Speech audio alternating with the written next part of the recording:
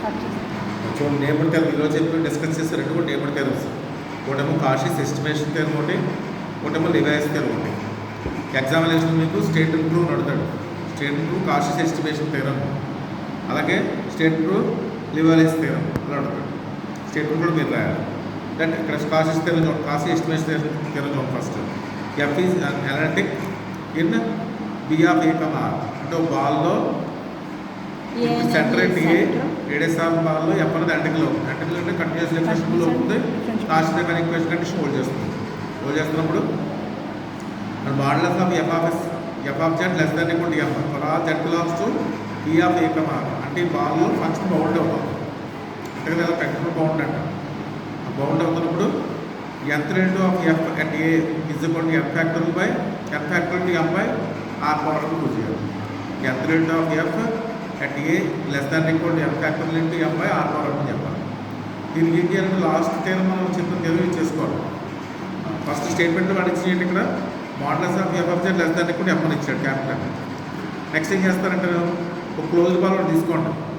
అంటే మనం లాస్ట్ థియరమ్లో లిమిట్ కంపారిజన్ టెస్ట్ అప్లై చేస్తామని చెప్పాను.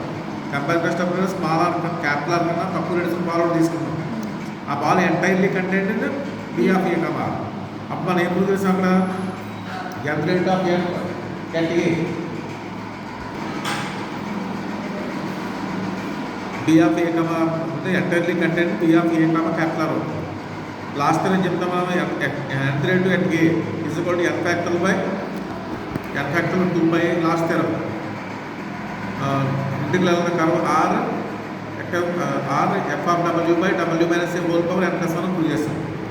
మన స్టేట్మెంట్లో modulus of F of Z less than equal to F కదా ఇచ్చాడు.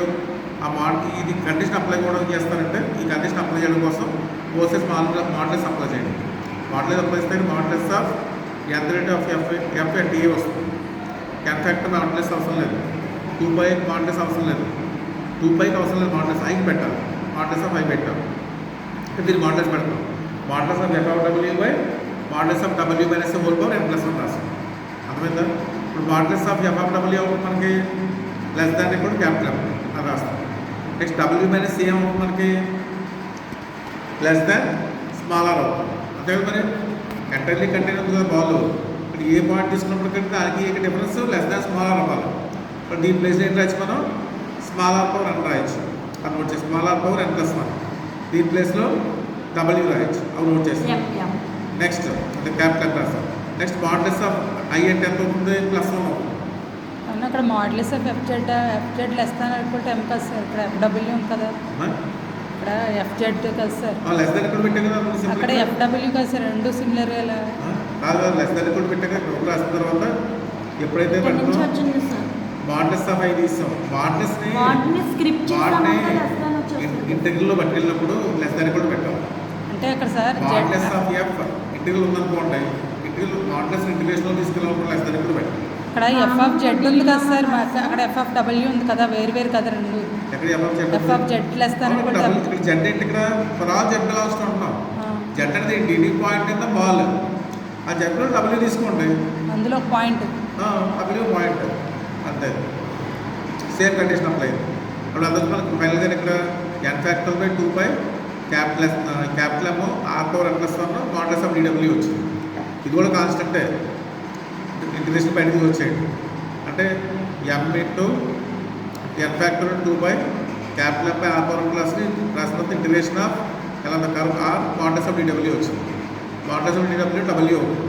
డబ్ల్యూ అంటే curve area. Curve close curve area 2 by R 2 by R వచ్చేసింది. సింపుల్ వేస్తే మనకు ఆఫ్ వచ్చింది. N factor into M by R power plus వచ్చింది. ఇక్కడ small are వచ్చింది మనకి. స్మాల్ ఆర్ క్యాపిటల్ రిలేషన్ ఉంది కదా. ఇక్కడ స్మాల్ ఆర్ అమలు ఏం చేస్తూ ఉంటే స్మాల్ ఆర్ తీసుకుంటే క్యాపిటల్ పెట్టేస్తాం. Small R tends to capital. Small R దేని రీచ్ అవుతుంది క్యాపిటల్ అంతే కదా. ఈ బాల్ ఇది B of A comma small R ఇది B of A comma capital R ఇది.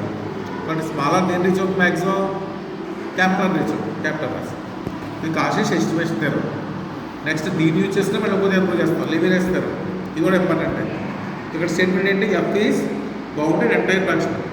అంటే మొత్తం కాంప్లెక్స్ నెంబర్స్ అర్థం లేదు. ఇక్కడైతే బౌండెడ్ ఓన్లీ ఈ బాల్లోనే. ఇటు ఎస్టిమేషన్ థియరీలో. ఇక్కడ అలా కాదు, మొత్తం కాంప్లెక్స్ నెంబర్ సెట్ దాని మీద కూడా ఫంక్షన్ బౌండ్ అవుతుంది. అప్పుడు దాని బౌండెడ్ ఎంటైర్ ఫంక్షన్ అంటారు.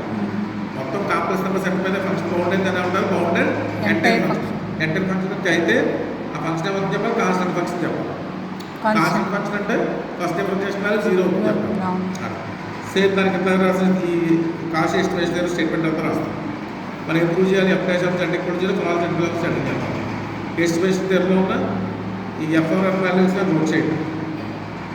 మనం మొత్తం ఎంతక్కలేదు అంత చాలు. మనకి కాన్స్టెంట్ ఫంక్షన్ చెప్పాలంటే ఫస్ట్ డిఫరెన్షియేషన్ 0 చెప్తే చాలు కదా.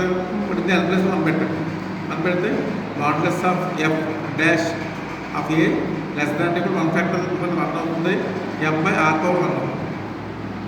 అంతే కదా. అంటే N+1 పెట్టినప్పుడు కూడా అప్పుడు 1 వస్తుంది.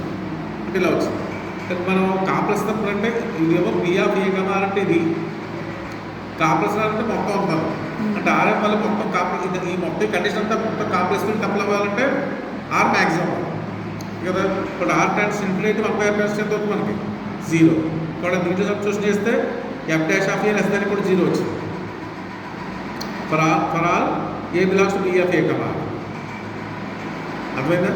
దేనికోసం ఫస్ట్ డిఫరెన్షియేషన్ వాల్యూ 0 అయింది. లెస్ దాన్ కూడా 0 అయింది.